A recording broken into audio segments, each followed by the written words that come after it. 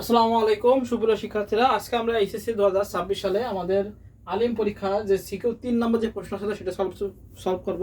তো আমরা একটু প্রশ্ন দেখিনি কেমন ছিল। এই যে আমার কাছে প্রশ্ন আছে, প্রশ্নটা দেখি। এই যে প্রশ্ন আছে, আমরা এখনই সলভে চলে যাবো। প্রশ্নটা পড়ে এখনই সলভে চলে যাবো।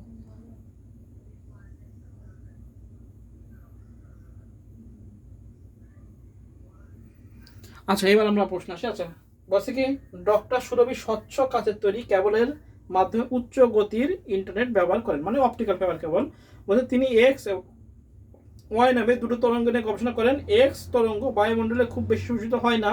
এক্স তরঙ্গ কি বলছে, হ্যাঁ, বায়ুমণ্ডলে বেশি শোষিত হয় না। ওয়াই তরঙ্গ এক্স এর মতো চারদিকে ছড়িয়ে পড়ে না। আর তরঙ্গ দুটি একটি ক্ষুদ্র অংশ আমরা দৃশ্যমান আলো হিসাবে দেখতে পাই। এই হলো মোটামুটি আমাদের ব্যাখ্যা। প্রথম প্রশ্ন আছে কি, থিক নেট। আমরা জানি থিক নেট কাকে বলে। আমরা জানি থিক নেট হলো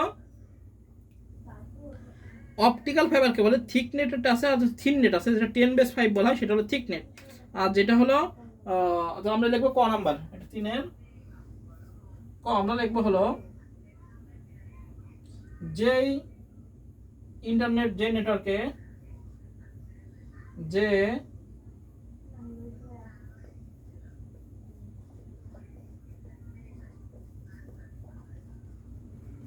নেটওয়ার্ক কে কত 10^5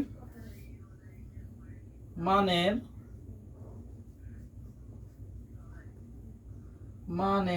মোটা কোএক্সিয়াল কেবল কি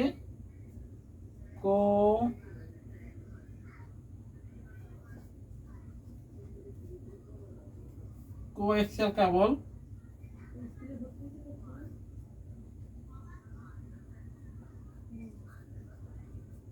ব্যবহার করা হয় তাকে থিকনেট বলে।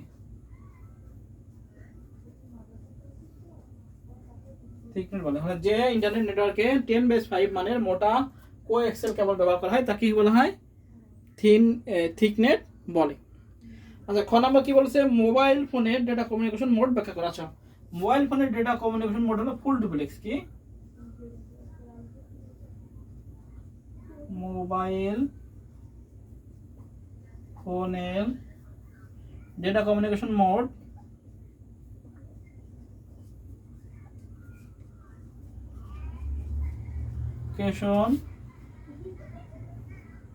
কমিউনিকেশন মোড হলো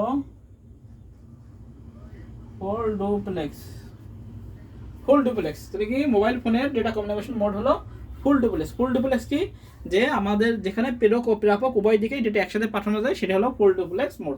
যেমন মোবাইল ফোন নিজেদের মধ্যে লিখে দেবো। হ্যাঁ, তাহলে জ্ঞানমূলক হবে, মোবাইল ফোনের ডেটা কমিউনিকেশন মোড হলো ফুল ডুপ্লেক্স। আচ্ছা, এবার গ নাম্বার কি বলেছে, গ নাম্বার বলেছে উদ্দীপকের ডক্টর সুরঞ্জিত ইন্টারনেটের মাধ্যমটির গঠন ব্যবহার করা। আচ্ছা, ডক্টর সুরঞ্জিত কি ব্যবহার করেছে, গ নাম্বার, ডক্টর সুরঞ্জিত ব্যবহার করেছিল অপটিক্যাল ফাইবার কেবল বা ফাইবার অপটিক কেবল। আচ্ছা, ডক্টর সুরঞ্জিত মাধ্যমটি গঠন বর্ণনা করা। আচ্ছা, উদ্দীপকের একটু মুছে দিই, একটু বর্ণনা দিতে হবে। আমি একটু চিত্র এঁকে দেখাই দিবানে, এটা আমি অনেকবার বলে দিয়েছিলাম, পরীক্ষা আসবে।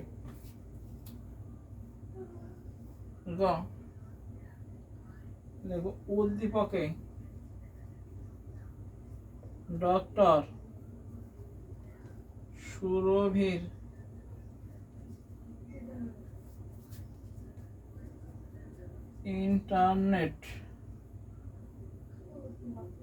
ইন্টারনেট মাধ্যমটি হলো অপটিক্যাল ফাইবার কেবল। বা ফাইবার অপটিক কেবল, যেটা লিখবে সেটাই রাইট। আমি জাস্ট একটুখানি আঁকাই দিয়ে দেখাই দিচ্ছি। এই তিনটা অংশ নিয়ে গঠিত। ভিতরের অংশ বলা হয় কোর, বাইরের অংশ বলা হয় ক্লাডিং, আর এটাকে বলে জ্যাকেট। Core cladding jacket. এবং এখান থেকে ডেটা পাল্টালে এভাবে চলে যায়, যদি এভাবে ডেটা যায় তাহলে এভাবে বাড়ি খায় এভাবে যাবে। যদি আবার এখান থেকে ডেটা হয় তাহলে এভাবে বাড়ি খায় এভাবে চলে যাবে পূর্ণ অভ্যন্তরীণ প্রতিফলনের মাধ্যমে। হ্যাঁ, ভিতরের অংশ বলা হয় কোর, তারপরে অংশ বলা হয় ক্লাডিং, তার বাইরের অংশকে বলে জ্যাকেট। এভাবে নিজেদের মতো করে সুন্দর করে লিখে দেবো।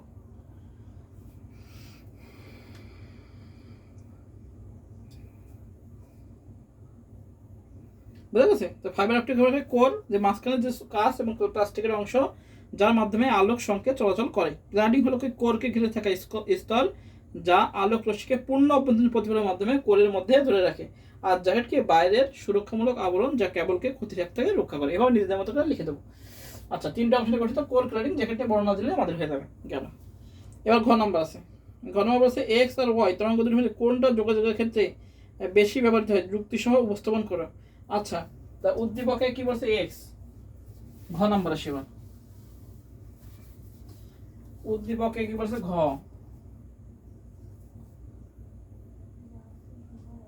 এবার হলো সবচেয়ে বাজে মার্কার কিনে ফেলেছি। উদ্দীপকের কি বলেছে এক্স, যে উদ্দীপকে কি আছে এক্স যেটা ব্যবহার করেছে সেটা হলো এক্সটা হলো আমাদের ইনফ্রারেড, কি ইনফ্রারেড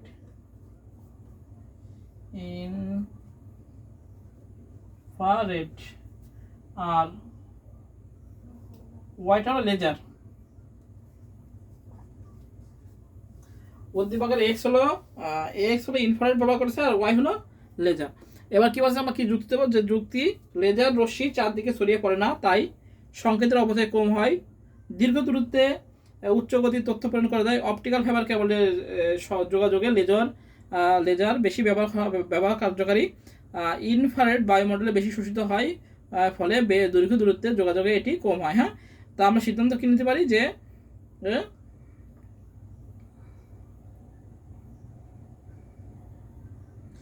যোগাযোগের ব্যবস্থায় কি ওয়াই লেজার বেশি ব্যবহৃত হয়, কারণ এটি কম ক্ষতিতে অধিক নির্ভুলতা ও উচ্চ গতির তথ্য আদান প্রদান করতে সক্ষম। তাহলে কি হবে, আমাদের ওয়াই যে তরঙ্গ যেটা আছে লেজার সেটা বেশি গ্রহণযোগ্য। এখানে কি বলেছে, বা তথ্য আদান প্রদান করতে সক্ষম।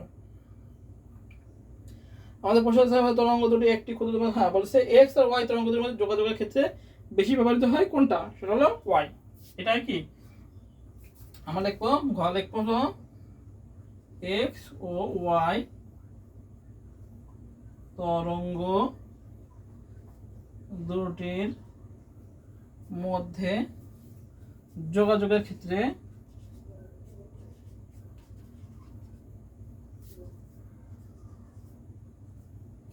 ওয়াই তরঙ্গ বেশি ব্যবহার হয়। ওয়াই তরঙ্গ বেশি ব্যবহার হচ্ছে কারণ এক্সটা হলো আমাদের ইনফ্রারেড আর ওয়াইটা কি আমাদের লেজার। তো আমাদের এক্সটা কি হচ্ছে, এক্স তরঙ্গ বায়ুমণ্ডলে খুব বেশি শোষিত হয় না। হ্যাঁ, বলছে এক্স তরঙ্গ ওয়াই তরঙ্গর মতো চারিদিকে ছড়িয়ে পড়ে না। তরঙ্গ দুটির একটি ক্ষুদ্র অংশ আমরা আলো হিসাবে দেখতে পাই। তো আমরা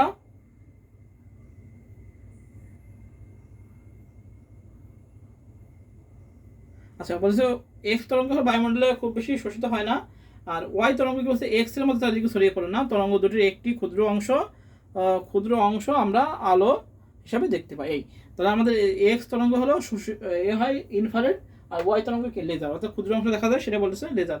তাহলে এখান থেকে আমাদের সবচেয়ে বেশি ব্যবহার হয় তরঙ্গ বেশি ব্যবহার হয় কি আমাদের ওয়াই তরঙ্গ। এবার নিজের মতো করে লিখে দেবো। তো এই হচ্ছে আমাদের 3-এর সলভ। সবাই ভালো থেকে সুস্থ থাকি, সবাইকে আসসালামু আলাইকুম।